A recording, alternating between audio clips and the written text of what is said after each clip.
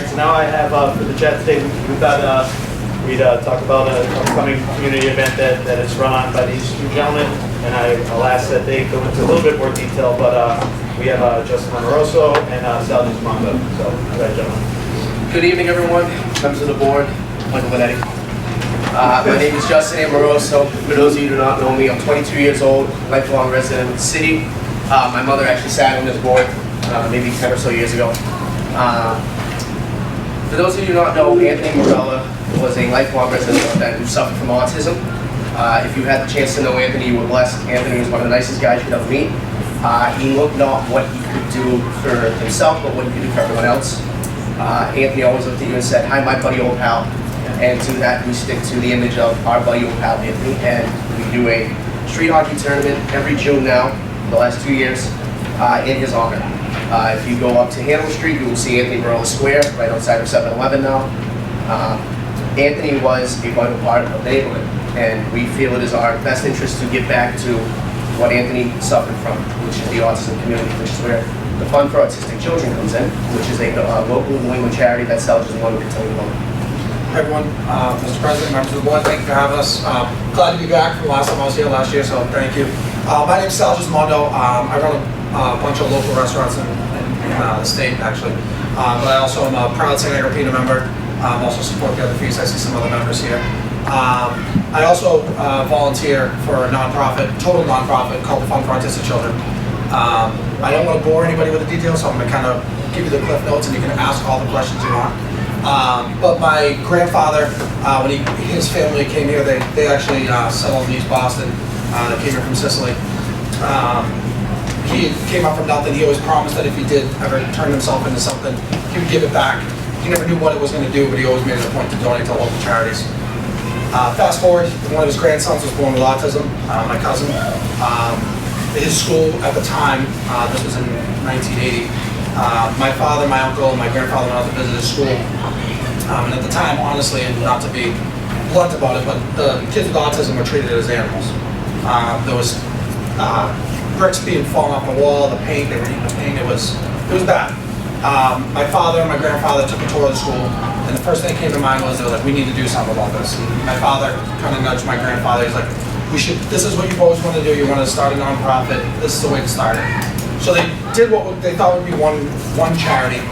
They ran a local road race that was in Revere. They had a goal to raise X amount of dollars to get the school brought up to code and brought up to what the kids needed, not only for books and things like that, but simple things that everybody else takes for granted. They hit their goal. After they hit their goal, my father, my uncle, my grandfather again were like, this is what we've always wanted to do. We wanted to put something behind this. Long story short, they eventually became the first nonprofit in all of New England to be designated specifically towards autism. Since then, they've made it a point to specifically go towards Boston and Massachusetts-based schools, New England, if they reach out.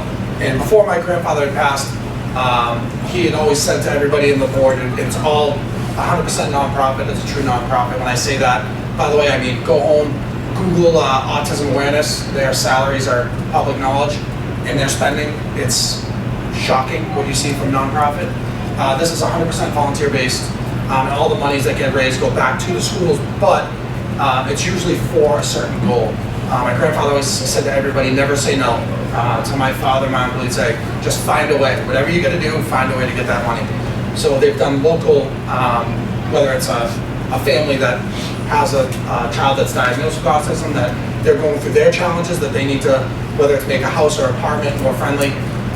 The May Institute is actually a big contributor with them. May Institute's located all over the Boston area, South Shore, Revere. There's some schools as well, not just housing for the children. And then they also, if somebody else reaches out, we had a brother member reach out. They were looking for some fundraising for his son's school. The name slipped away from me, I apologize. But we were able to donate some money towards that. And not only that, something that he had done in the time, which we're trying to get back towards, is just a volunteer experience, where we do bring anybody that works for the board or volunteers for the board. We do some volunteer to go to the schools and support the local programs and spend some time with the kids. Because usually that's actually more than anything, that's what they want. Sorry, I hope I covered all that. I know some, actually too, I know there's some supporters in here. St. Lucy's, St. Anthony's, the Fishermen, Della Cava, that supported our comedy night. That was something, they used to do a black tie affair after my grandfather passed away. Things kind of fizzled out. So this past year I took on doing my own comedy night for it, for Kowloon. And just for that, we raised, actually for anybody that isn't aware of when we were mentioning these feasts, a big question is always what do the feasts do? With the help of the majority of the feasts and some local businesses, we set a goal of raising $5K for one of the schools to put some things towards their education and safety. And we broke over $12K. So St. Lucy's, St. Anthony's, Fisherman, Della Cava, especially thank you very much, but in the neighborhood, because that was a huge part, was the members of the neighborhood. So going off the Sal, the tournament is on June 4th, 2017. It is at the Gassy Playground. We've received much help from the Mayor's Office and Marine Lands Unlimited Priori. Packy and Aaron Michaelitz have been a huge help to us. Senator Joe Boncore and Luigi, of course, and now City Council Sal Lamatina has joined the fund as well. We have some information up here if you guys would like to come take a look how to donate, anything to do to help. We have received numerous sponsors this year from Boston Barber Tattoo Company, Ward 8 Restaurant, Il Molo Restaurant, new to the North End now, has reached out to us before we can even reach out to them for becoming our main t-shirt sponsors this year, giving us $1,000 before we could even talk to them. So Il Molo has joined the fight. R2 Restaurant, Regina Pizza, CCM Hockey, the Boston Bruins, and the Fisherman's Feast and St. Anthony's Feast. With all the money that we raised going back to the Fund for Autistic Children. Last year we raised $2,000. It was myself and Michael Obriori who could not be here tonight. Our first year running the tournament.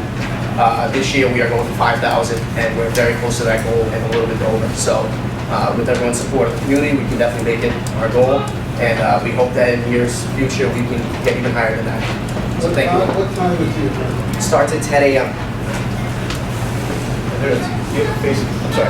And Justin, so you want spectators at the event too, right? Like there'll be raffles, Absolutely. things all day, so even if you don't play, you should definitely Absolutely, there's going to be free Regina Pizza that Regina donated.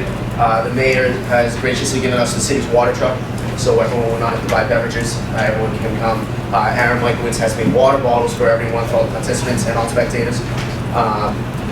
It's been a great year. Everyone has pitched in wherever they can. And the more the merrier, please. We have great raffles by various North End restaurants. The Boston Bruins donated a signed hockey stick, and CCM has made us specialty shirts to support the Fund for Autistic Children and the tournament that we'll be selling that day. There's a Facebook page, I believe, too. There is a Facebook page. Is that the best way? Yes, the Anthony Wrinkles Morella Street Hockey Tournament. Right on Facebook, you can see all the event details, everyone participating in the event. And you can also use that page to reach out to myself, Sal, or Michael about getting involved or participating. Over here, we've got, Yes. okay, so if, say for instance, I got tickets to the $3 house, I will give it to you. Absolutely. Or $1. Right away, yes. We have flyers that tell you who is sponsoring all the time in the event and where the proceeds are going. Then we have one just giving you a quick background on the event, how it got started, and just a quick FAQ sheet if you need. Is your contact, do you want to just quickly say for Ann, since we haven't talked about that, for the contact information, in case people do have donations that they'd like to either do in cash or for gift cards? Yes, so you can go on Facebook, look up the Anthony Wrinkles Morella Street Hockey Tournament page. There you can find my profile, Sal Gizamundo's or Michael Obriori Jr.'s. You can contact any of us, or if you'd like to email myself at justinamoroso@gmail.com. You can look me right up and email me. We will take anything and everything, if anything helps. Does anyone else from the audience have any questions or comments? Well, thank you guys, appreciate it. I think it's great work that you do.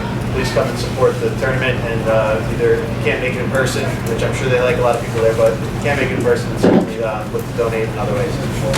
Thank you. Thank you guys.